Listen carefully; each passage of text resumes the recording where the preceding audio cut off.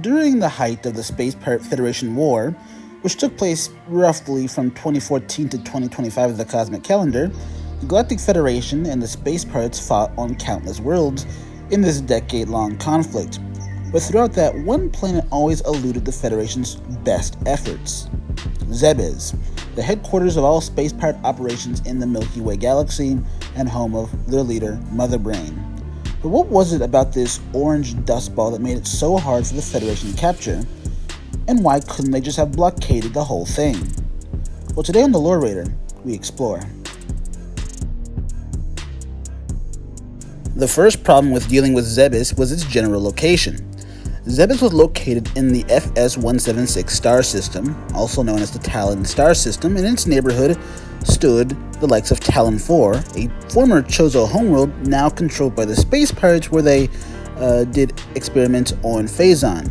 We have Twin Tabula, a planet currently being blockaded by the Federation due to the deadly twin fever disease that is home to the planet.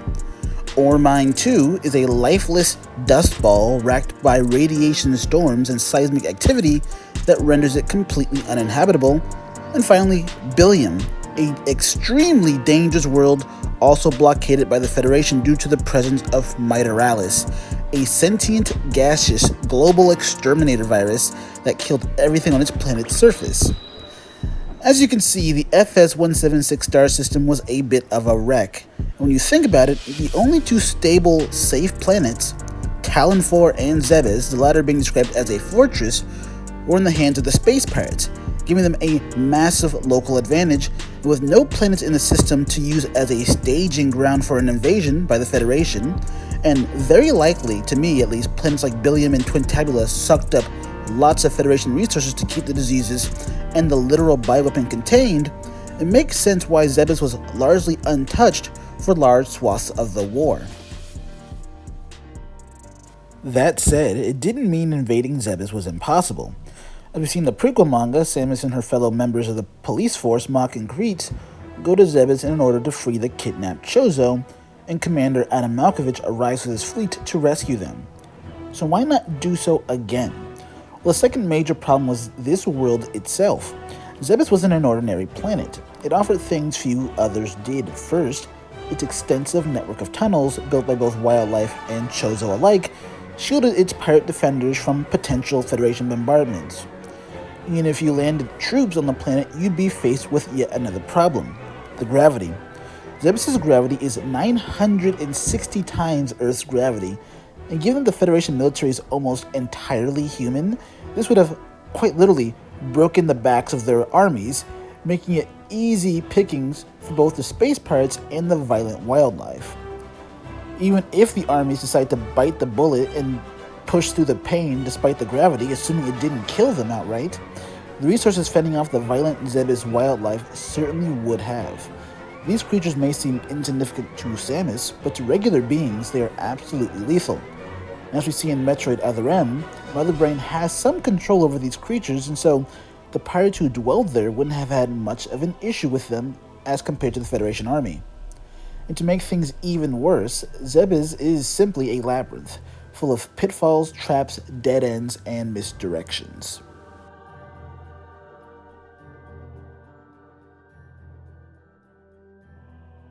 So we displayed why invading Zebes was impossible.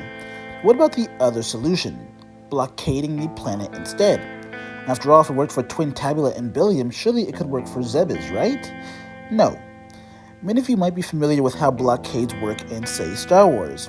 Ships only need to guard the hyperspace lane access points where traffic comes to and from a planet, so it's relatively resource light. Only about 2 places on the entire planet you need to blockade max.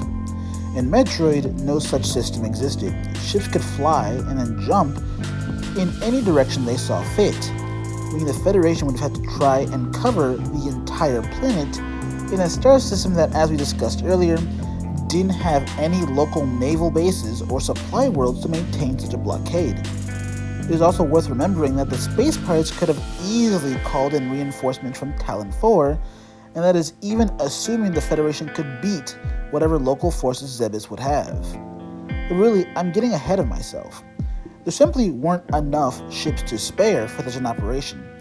In every major space battle we see in Metroid, from the space pirates' admirable last stand at Planet Phase, to the assault on the Doomsday above Planet Talvania, to the battle over the Galactic ruins in the Samson Joy manga, and so on, the number of combatant ships is never that high, usually in the dozens, and usually not made up of particularly large ships at that. It means the number of ships you would need to completely blockade Zebes would have accounted for a very sizable portion of the fleet and leave the Federation vulnerable elsewhere, so it just never was worth the cost. But that's all I have for today. Do you think that the Federation could have pulled off the blockade, or do you think they were better off indeed sending Samus in late into the war? Whatever you think, let me know down in the comments below, and you know how I leave you. Be safe, be wise, and please pray for a true peace in space.